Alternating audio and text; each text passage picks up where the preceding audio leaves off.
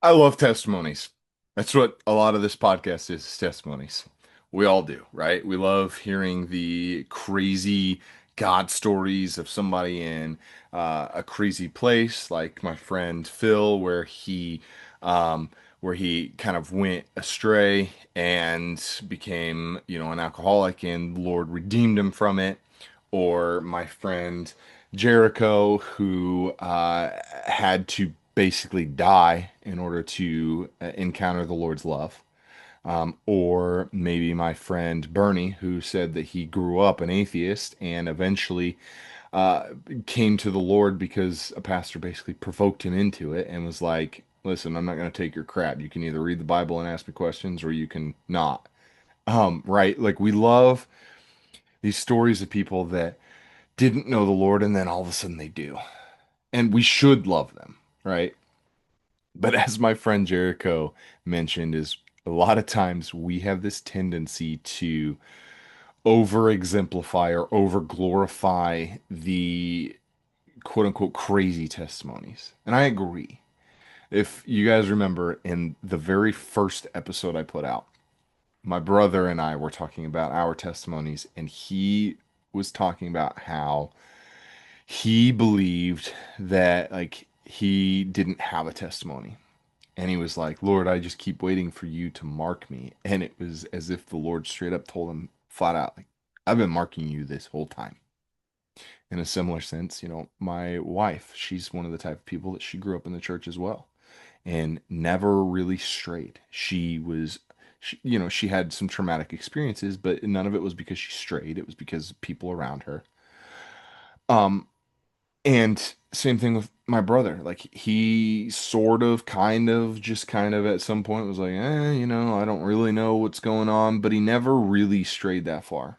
And he never had a big crazy moment where he encountered God in some big magnificent way that completely 180'd his life.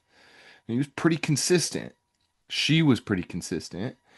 I know so many other people that they were really consistent. They grew up in the church and they just kept after the Lord. And maybe they had seasons where they weren't as on fire, and that's to be expected of any believer, whether they grew up in the church or, converted after some extravagant story. But the reality is that quote unquote no testimony actually is a testimony. And I think that we as a culture, especially Christian culture, need to start celebrating the testimonies where people don't quote unquote like go through hell first, because you know what it speaks to? It speaks to faithfulness of God. It speaks to the fact that the Lord really truly can keep people, that he does truly keep people in the palm of his hand. He'll let us stray if we choose to. And many times he'll pull us back and he'll go after us. Honestly, I think every time he goes after us, and it's up to us whether or not we turn back or not. But he can keep us, When it comes to my kid that's about to be born soon, I think like I really don't want them to go through the hells that I went through. I don't want them to go through some of the hells that I foresee happening in culture. I want them to grow up knowing the Lord and Him keeping them, and them maybe having their doubts. Everyone should and will, and they can wrestle through that with the Lord. You're allowed to do that, by the way, for those of you that think that doubting is a problem. You should have questions, and you should question the Bible and the Lord, because truly it will lead you to a closer relationship with Him when you are honest with yourself. There is not any good science or history that de that dethrones the Lord. It's not out there. All truth leads to Christ. It's just plain and simple. It is. And the Lord truly can keep his children. And I hope he keeps mine. And I hope he keeps yours.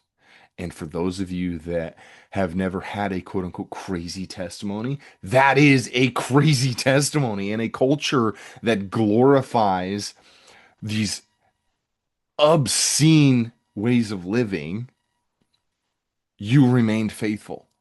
That's a big deal. And for those of us that fell off the wagon and got back on, the Lord was still faithful to bring us back too. It's not that we are worse than them.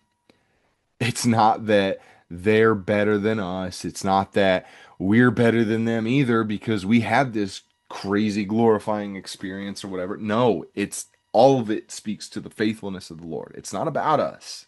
It's not about who we are or how favored we are or any like we're all favored by the Lord because we're all children of his. And it speaks to his faithfulness. It doesn't speak to anything of us.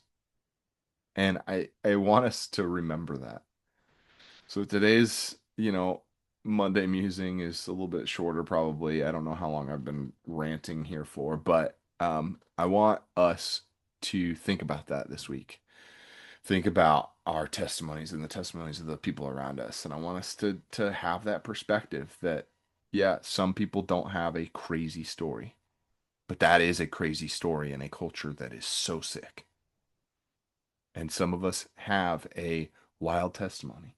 But that doesn't mean that we are worse off than the others. We're all going to meet Jesus in heaven, and that's the point. And it's because of his faithfulness. Nothing to do with us. I want us to remember that. So while crazy cool testimonies are awesome, let's not glorify them because it's all about him. It's not about the testimony. Love you guys. Peace.